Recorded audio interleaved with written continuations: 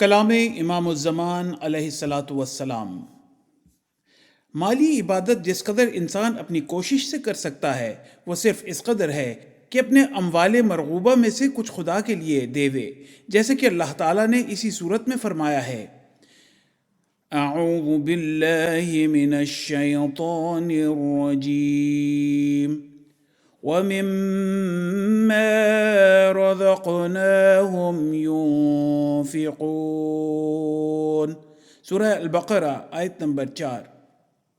اور جیسا کہ ایک دوسری جگہ فرمایا ہے: اعوذ باللہ من الشیطان الرجیم لن تنالوا البر حتى تنفقوا مما تحبون، سورہ آل عمران آیت نمبر 93۔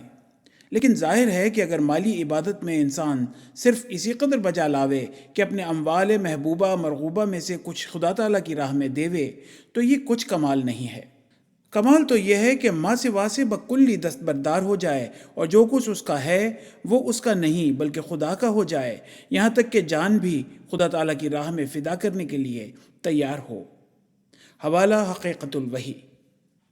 ہر ایک شخص جو اپنے تئیں بیت شدہ میں داخل سمجھتا ہے اس کے لیے اب وقت ہے کہ اپنے مال سے بھی اس سلسلے کی خدمت کرے۔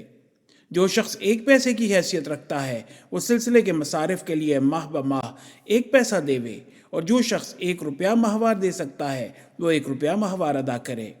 ہر ایک بیت کنندہ کو بقدر وسعت مدد دینی چاہیے تا خدا تعالیٰ بھی انہیں مدد دے۔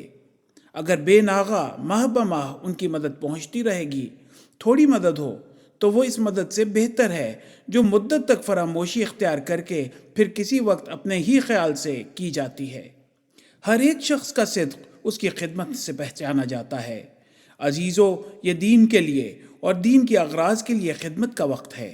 اس وقت کو غنیمت سمجھو کہ پھر کبھی ہاتھ نہیں آئے گا۔ حوالہ کشتی نوح۔